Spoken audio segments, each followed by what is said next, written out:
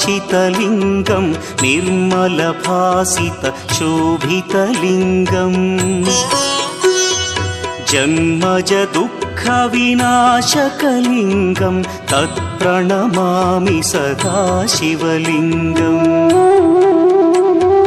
देवमुनिप्रवरार्चितलिङ्गं कामदहन करुणाकरलिङ्गम्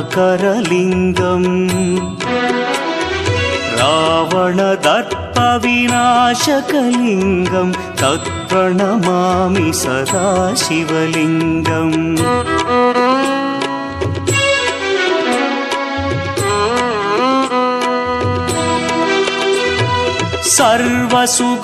सर्वसुगन्धसुलेपित